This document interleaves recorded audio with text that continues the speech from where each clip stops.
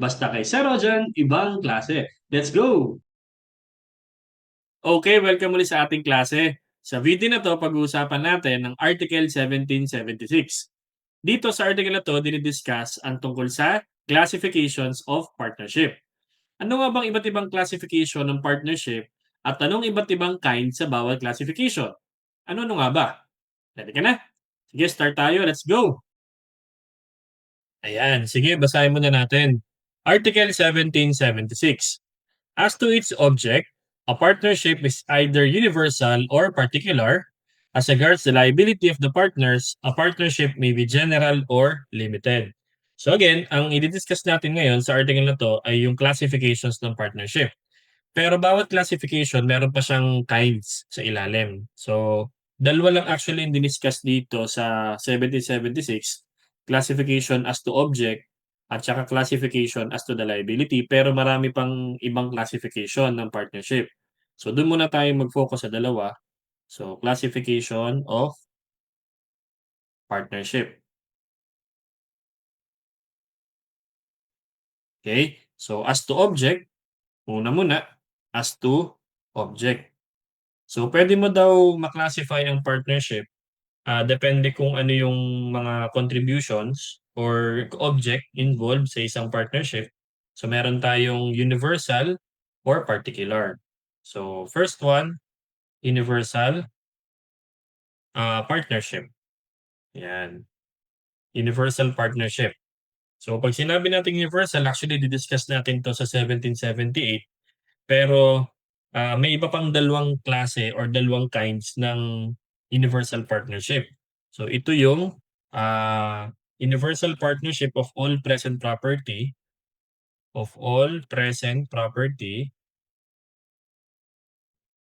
So this will be discussed pagdating natin sa Article 1778. Tapos yung isa pang kind ng universal partnership ay universal partnership of profits. Okay, of profits. Yan. So ito naman, i-discuss ito sa 1783. Okay? Pero para magkaroon tayo ng konting idea, at least, hindi mo na intayin yung 1778, bigyan na natin ng definition. So pag sinabi nating universal partnership of all of present property, okay, of all, yan, baliktad, of all present property, yung mga partners o yung mga kasali sa partnership, iko-contribute nila lahat. So, lahat ng property belonging to them to a common fund na may intention na i-divide among themselves, pati na rin yung profits which may they acquire therewith. So, meaning to say, kung ano yung kanilang property or property owned during the time of establishment ng partnership, that will be contributed to a common fund. Kasi nakalagay dyan, the partners contribute all property which belongs to them. So, all property which belongs to them. Yan, which belongs to them. Yan. So, medyo mahirap itong universal partnership of all present property kasi iko-contribute mo lahat ng property na pagmamay-ari mo eh. Okay? Yan. Kasi kaya siya tinawag na universal partnership of all present property. Yung isa naman, universal partnership of profit, ito naman, it comprises lahat ng pwedeng ma-acquire ng isang partner by their industry or work habang nag-exist ang partnership. Ibig sabihin, pag ang napagkasundo ng classification ay universal partnership of profits, kung meron pang ibang trabaho na ginagawa ang isang partner, mapupunta yun sa partnership. Okay? Kumbaga parang mako-contribute yun doon. Kasi it comprises all that the partners may acquire by their industry or work during the existence of the partnership. So, all that the partners may acquire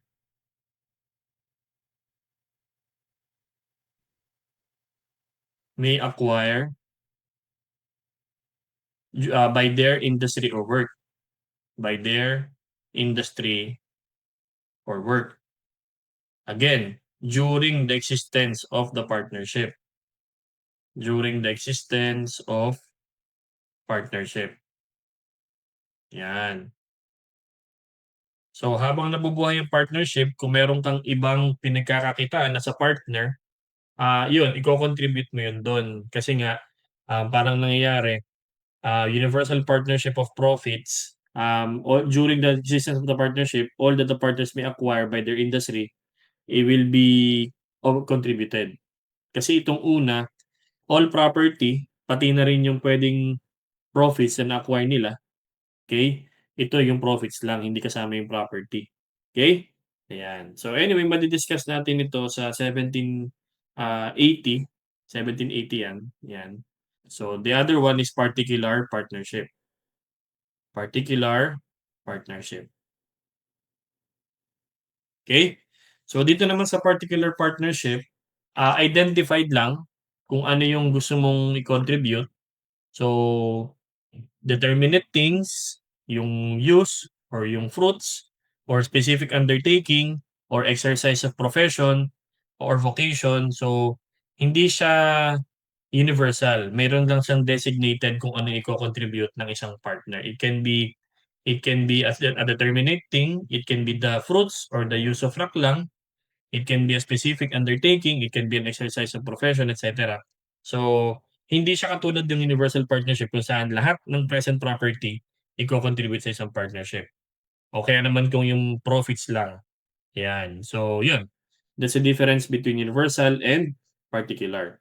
Now, the second classification of partnership, according to 7076, as regards to the liability. So, as to the liability of the partners naman 'to. As to liability of partners, okay. Meron tayong dalawa, general partnership and limited partnership. So, dito sa general partnership, lahat ng partners ay general partners na liable sila up to the extent ng kanilang separate properties. So, all partners are general. 'Pag sinabi kasi nating general partner, 'pag may utang ang partnership tapos hindi nabayaran ng partnership yung utang niya, may mga utang pang hindi bayad, hahabulin ng mga creditors ng partnership yung personal property ng mga general partners. So, 'di ba halimbawa kinontribute ko ay 1,000,000 tapos nagbayad ng utang ang partnership, eh, hindi pa rin sapat lahat ng pambayad, may mga pinagkakautangan pa din. Yung mga pinagkakautangan ng partnership, hahabulin niya yung property ko kahit hindi ko yun kinontribute, kasi 1,000,000 lang kinontribute ko. Lahat ng properties ko puwede niyang, kunin, depende kung magkano pa yung utang ng partnership sa isang kreditor. Kaya 'pag general partner, unlimited ang liability niyan, 'yan, unlimited. Okay. So yun yung medyo delikado kapag general partner ka, yung personal property mo is exposed to creditors ng partnership, okay. Kasi liable ka to the extent of your separate properties, eh, okay. Ayan, basta provided na hindi sapat yung assets. Kung sapat naman, eh, di wala kang dapat ipag-alala, safe yung personal properties mo. Pero kung hindi, ayan medyo delikado yun. The second kind of, partnership as to the liability is the limited partnership. Yan, from the word itself, opposite siya ng general, limited lang yung liability up to the extent ng contribution, okay. So, pero kapag limited partnership, hindi puwedeng walang general partner. So, at least one general partner, yan. Tapos and at least one limited partner. At least one limited partner, 'yan. So dito, hindi puwedeng walang general partner kapag limited partnership kasi sino ang magbabayad kapag hindi nakabayad ang partnership? Eh, hindi na puwedeng habulin ng properties ng mga limited partner kasi kapag limited, hindi expose yung iyong personal property sa mga pinagkakautangan ng partnership. Kung magkano lang yung capital na ikinontribute mo, hanggang dun lang ang kukunin sa'yo bilang partner. Pero kung meron pang hindi nababayarang kreditor, hahabulin niya si general partner. Kaya hindi puwedeng walang general partner sa isang limited kasi, kawawa naman ang mga creditors. Okay. Again, ang general partners ay liable to the extent na kanilang separate properties, while yung limited partners ay liable lang up to the extent ng contributions. So, liable up to the extent of personal property ang general partner, pero ang limited partner up to the extent of contribution. 'Pag nagamit na yung contribution niyang pambayad, eh, di wala na, hindi na puwedeng habulin yung personal property ni limited partner. So yun, idi-discuss itong limited partnership or limited partner sa limited partnership sa chapter 4 ng partnership, okey? Pero at least meron kayong idea kung ano ibig sabihin ng limited partnership, okey? So 'pag sinabing general at limited, pinag-uusapan yung liability, okey? Kasi sasaluhin ni partners ang utang ng partnership. Yun nga lang hanggang saan. Kung general ka, hanggang sa personal properties mo, kung limited hanggang sa contributions. Okay. So, as I've said earlier, meron pang ibang classification ng partnership, aside from the two. Yung pangatlo, classified according to duration. So, as to duration, okay. So, 'pag sinabing as to duration, meron tayong partnership with the fixed term, okay. Partnership for a fixed term,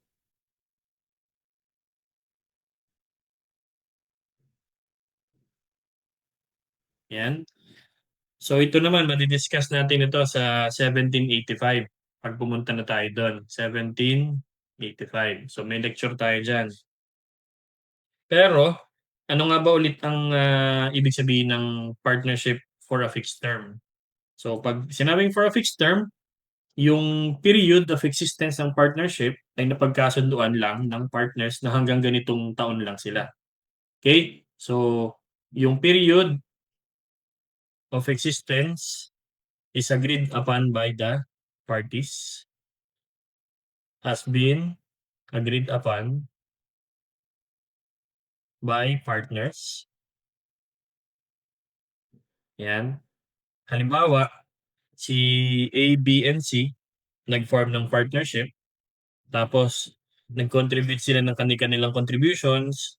Let's say nag-contribute si A ng 100,000, si B nag-contribute ng laptop na nagkakahalaga ng 100,000, si C nag-contribute ng sasakyan na nagkakahalaga ng 100,000.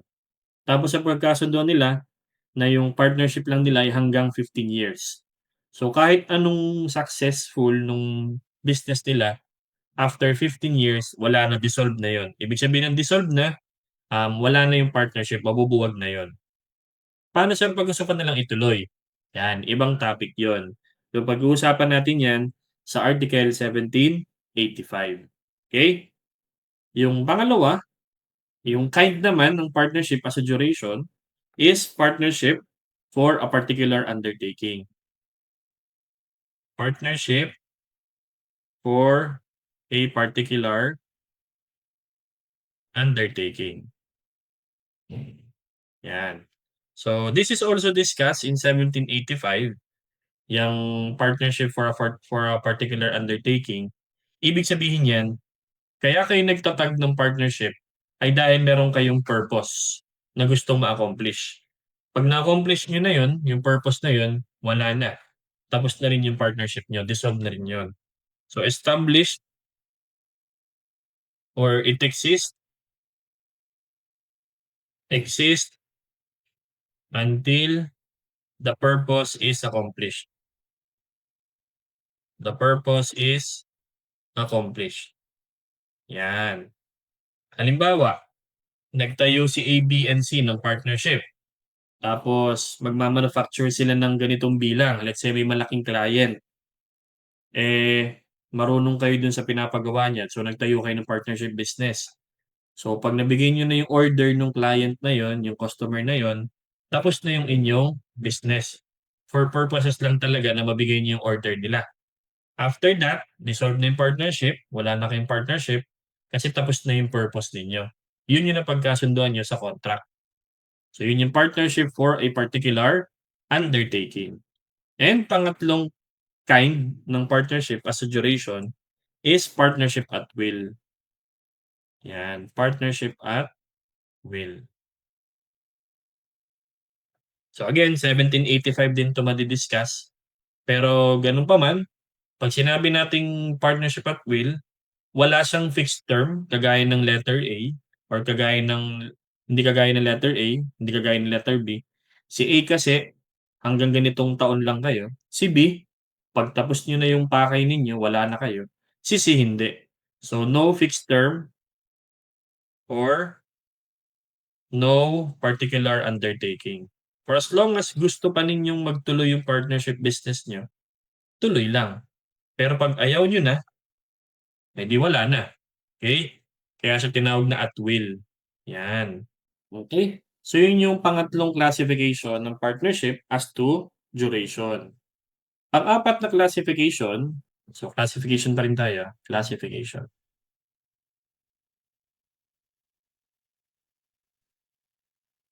Ang apat na classification as to representation to others. So as to representation to others, 'yan. 'Pag meron talaga kayong napag-usapan na partnership kayo, ang tawag natin dun ordinary, ordinary partnership. 'Yan, 'yan yung mismong definition ng partnership. Yung two or more persons bind themselves to contribute money, property, or industry to a common fund with the intention of dividing the profits among themselves. So yun yung ordinary partnership. Meron talaga kayong, napagkasunduan na magtayo ng partnership. Yung pangalawa, pinapalabas niyong meron pero wala naman talaga. Na-discuss na natin 'to before, ang tawag natin dun, partnership by estoppel. Partnership by estoppel, 'yan. Ito mas madi-discuss natin 'to sa Article 1825, pero ang ibig sabihin ng estoppel, ito yung persons or mga para bang ano, pinapalabas na may partnership pero wala naman talaga, okey? So, ang pinapalabas nila sa third person or sa public, meron silang napagkasunduan ng partnership pero wala naman talaga. So, hindi sila actual partners, okey? So, by words or by written or by conduct representing themselves, but in reality, they are not actual partners. So, representing as partners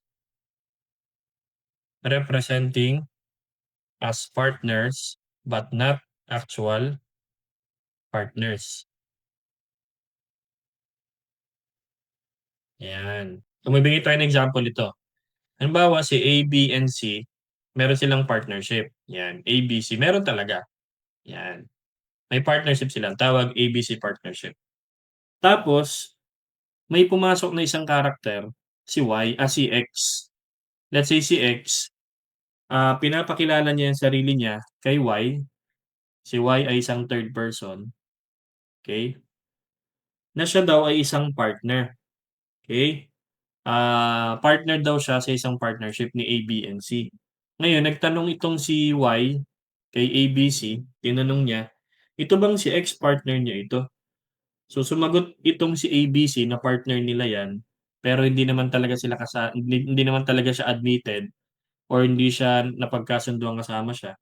Pero sumang-ayon yung tatlo, therefore ang tawag natin sila, si A, B, C at saka si X ay partners by estoppel.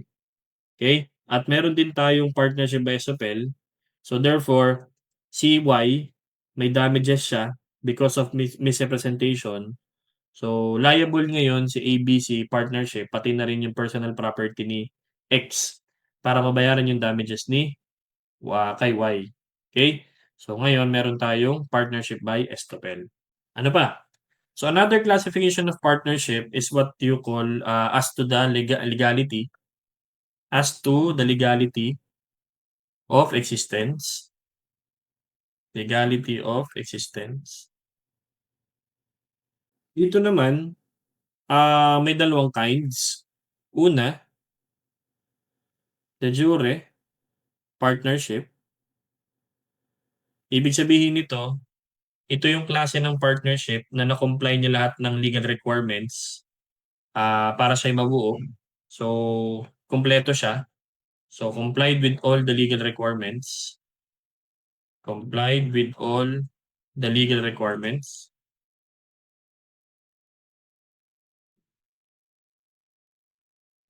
Halimbawa, ito yung mga napag-usapan natin sa previous articles. Let's say meron silang kung nag-contribute ng land, kailangan merong public instrument, 'di ba requirement 'yun. Tapos kailangan may inventory ng mga immovable properties, so meron din silang inventory, okey, naka-attach 'yun. So na-comply nila lahat ng legal requirements, therefore sila'y tinatawag nating de jure partnership. So pangalawa, kapag hindi naman lahat, okey, ang tawag natin dun de facto partnership, pero hindi 'to void, Ang de facto partnership ay hindi void, okey? Meron pa ring partnership, valid pa din, hindi lang nila na-comply lahat ng legal requirements, okey? Although yung sinasabi sa previous article na kapag hindi ka nag-public instrument or walang inventory tapos immovable property ang kinontribute mo, void talaga yon yung partnership. O let's say hindi yun, hindi yun yung reason kung ba't de facto, valid pa rin yung partnership, okey? So, not complied with all legal requirements. Okey, tandaan, valid pa rin ang de facto de facto partnership. Ang hindi valid yung estoppel, void ito. Ito void 'yan, ito valid 'yan. Kulang lang pero valid, kulang yung requirements pero valid. Basta yung pagkakulang ay hindi necessary sa validity. Kasi 'pag halimbawa nga ang kinontribute ay land or immovable property, kailangan meron niyang inventory, 'pag wala, void. Kailangan ng public instrument, 'pag hindi, void. Halimbawa, hindi ka nagpa-register sa SEC, o puwedeng de facto ka, okey? O halimbawa naman ay hindi kayo naka-written instrument, pero kailangan naka-written kayo, okey? 'Yan, de facto ka. So, 'yun yung mga classifications ng partnership natin, pero meron pa tayong kinds of partners naman. So, isa-isahin natin 'yan. 'Yan, kinds of partners. Number one, general partner, tsaka limited partner. So, ito yung as to liability, limited partner. So, na-discuss natin 'to ano, as to liability. 'Pag ang liability ng partner ay unlimited, damay pati separate property, general partner ang tawag sa kanya. 'Pag ang liability ng partner ay limited lang sa kanyang contribution, limited partner 'yun. Pero puwede rin tayong general at saka limited, okey? Ito kasing general partner madi-discuss natin 'to sa 1816, tapos yung limited partner ay madi-discuss natin 'to sa 1843, 'yan. Yung pangatlong uri ng partner as to the liability, meron tayong tinatawag na limited, general limited partner. Combination siya ng characteristic nung general at saka ng limited. Ano ba ito? Pagdating sa rights, okey, para siyang general partner. So, meron siyang karapatan at kapangyarihan, subject sa restriction ng isang general partner. So, this pertains to the rights and powers. Kasi may mga rights na meron si general na wala si limited. Yun yung kapalit nung pagiging limited niya. Meron siyang hindi siya wala siya nung ibang karapatan ni general. Kung ano yun, pag-usapan natin yun sa 1816 tsaka sa 1843. Pero with respect to limited partner, ang tingin sa kanya ng third person general pa rin siya. So ibig sabihin ano siya, liable siya up to the extent ng separate property. Pero dahil limited din siya, puwede niyang i-reimburse yung mga binayad niya na sobra dun sa kanyang contribution mula dun sa mga iba pang general partners, okey? Kasi ang turing sa kanya as to third person, general partner 'yan. So this is as to third person, as to third person. Sa tingin ng third person general siya, ibig sabihin puwede siyang habulin, yung personal property. Pero dahil limited din siya at the same time, sisingilin niya yung hinabol nung third person sa kanya doon sa iba pang general partner para maging limited partner siya. So as to the partners, limited ang kanyang liability. As a third person, general yon. Okay? So therefore, meron siyang karapatan against other partners as if siya ay hindi general partner. Kasi sisingilin niya, eh, para makuha niya yung nakuha ng third person. Kasi nga, limited din siya at the same time. Pero as a third person, hindi puwedeng pairalin ni partner yung pagiging limited kasi general siya, okey? So, ang mangyayari prorated yung ano, ah, prorated din siya sa kaniyang separate property, okey? Pero puwede siyang mag-demand ng reimbursement sa mga fellow general partners dahil limited din siya, okey? So, I hope malinaw tayo dun. Next one, meron tayong tinatawag na capitalist partner. Capitalist partner. Ito naman, kapag ang kinontribute mo ay money or property, okay? Money and or property. So, ito yung mga ano, as to contribution. Kapag ang kinontribute ng isang partner ay pera or kaya naman, property, capitalist partner yon.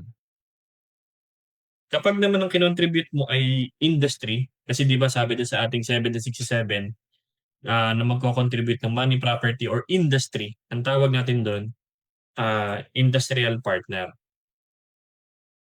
'Pag sinabing industry ang iko-contribute, skills, knowledge, okay, physical or intellectual industry, basta service ang kanyang iko-contribute, service or industry, okay. So, nabanggit natin 'yan sa 767, pero may further discussion 'yan sa 1789, okay. So, 'pag sinabi nating service or industry, may dalawa tayong klase niyan, physical, physical service or industrial service or intellectual rather, intellectual industry or service, okay? Ayan. Pangatlo, puwede ka ring maging capitalist at industrial, capitalist industrial partner. So, nag-contribute ka ng money, tapos nag-contribute ka rin ng industry o kaya naman nag-contribute ka ng property at saka industry. So, hindi lang money, hindi lang property, pati industry, pati service, okay. So ito yung kinds of partners as to the contribution, capitalist partner, industrial partner, tsaka capital industrial partner. And then meron pa tayong ibang classification, other classification ng partners. So isagad na natin. Other classifications. 'Pag ikaw yung partner na nagma-manage ng business or operations ng partnership or yung affairs, ang tawag sa'yo, managing partner, okey? Managing partner. Ibig sabihin nun, yung nagma-manage ng business or affair ng partnership. Manages business or affairs of the partnership. Yan. Ikaw ang nagpapatakbo, nagpapalakad ng operasyon ng partnership ninyo. So this will be thoroughly discussed sa 1800 or 1800. We also have liquidating partner. Liquidating partner. Ito naman kapag nagsara na yung business ninyo or na-dissolve na, halimbawa, kayo'y partnership with a fixed term or partnership for a particular, undertaking. 'Pag natapos na yung term niyo, 'pag nagawa niyo na yung purpose ninyo, dissolve na kayo, magsasara na yung partnership. So merong isang partner na magle-liquidate lahat ng assets or magte-take charge ng winding up operations. So takes charge of the winding up of affairs. 'Yan. 'Pag tapos na yung operation, Siya na ang bahala dun sa kung magkano yung paghahati-hatian at pati yung pagbebenta ng mga, assets, okey, tsaka pagbabayad ng mga liabilities. So, madi-discuss ito sa 1836. We also have what we call nominal partner, okey? Para siyang para siyang partner by estoppel, ayan. So, ito na nga yung partner by estoppel, nominal partner, nominal partner. So, 'pag from the definition na-discuss natin ng partner by estoppel, ito yung hindi naman talaga partner pero nagpapakilala na partner, therefore liable siya sa third person. So, not actual partner, but may be liable as one, but may become liable to third person. Kasi pinapakilala mong partner ka, eh. So again, sabi ko nga sa 1825 natin 'to madi-discuss. Ito yung tinatawag nating partner by estoppel. Nagpapakilala kang partner pero hindi ka naman talaga totoong partner. Meron naman tayong tinatawag na ostensible, okey? Ito namang ostensible partner, so ostensible partner, ito naman 'pag sinabing ostensible, kilala ka ng public na partner ka, tapos active ka as a partner. So, active and known partner. So, kilala ka ng public as a partner ng isang partnership tapos, active ka. Tapos ang ginagawa mo, kasama yung pangalan mo mismo sa partnership. So, name is included in the partnership name, in the firm name. Halimbawa, um, Valenzuela CPAs, 'yan, partnership 'yon. Partnership 'yun ng mga CPA.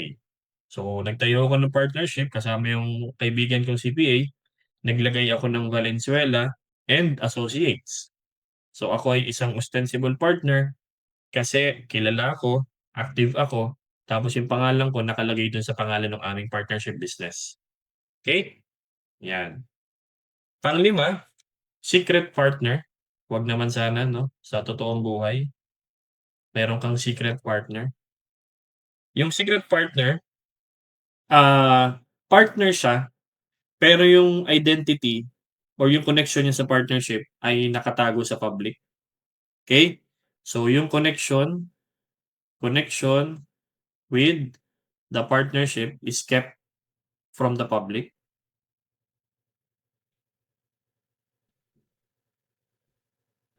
is kept from the public, 'yan. Hindi pinapaalam masyado na partner talaga ito, pero partner naman talaga 'yan. 'Pag hindi partner, ito talaga yung nominal partner 'yon. Yun namang isa silent partner, silent partner. Ito namang silent partner, wala siyang boses sa pagma-manage, okey? Pero partner siya, no voice in the management of business. So, wala siyang active part, para siyang opposite ng ostensible, wala siyang boses sa management ng business, ng partnership, okey? Pero meron siyang share sa profit and losses, okey? Puwede rin siyang kilala ng public, pero hindi siya nangingialam sa pagma-manage ng business. So, nandun lang siya sa may tabi, 'no? And the last one, dormant partner. Ito matindi. Ang dormant partner, wala na nga siyang participation, hindi pa alam, okey? So, para siyang silent and secret at the same time. Wala siyang voice, no voice, and kept, from the public or not known. So, combination siya ng silent and secret. 'Yan, tahimik lang tapos hindi hindi alam ng public. Pero partner pa rin naman 'yan. Ang hindi lang partner talaga dito yung nominal partner. Okey? So, ito yung iba't ibang classifications although hindi ito yung sinasabi sa 7076 kasi dalawa lang talaga yan, as to object and as to liability. So 'pag sinabing object, ano yung mga iko-contribute ng isang partner. 'Pag universal, lahat, puwedeng all present property or kaya naman yung profit lang. 'Pag particular, designated lang kung ano yung iko-contribute, okey? Liability, kapag unlimited ang liability ng partners, lahat general, general partnership yun. 'Pag may isang limited, okey, limited partnership na yun. And then we also discuss other classifications na hindi na-mention ng 7076. Diniscuss din natin yung iba't ibang kinds ng partners at yung iba pang classification. So yun, I hope meron akong naidagdag sa inyong bagong learning na magagamit ninyo sa inyong mga klase. Kung medyo nabilisan ka, ulitin mo na lecture natin, I'm sure makukuha mo rin 'yan. Lagi kong sinasabi sa inyo mag-aral kayo mabuti, mag-ingat palagi at laging tatandaan, ibang klase ka. Ba-bye.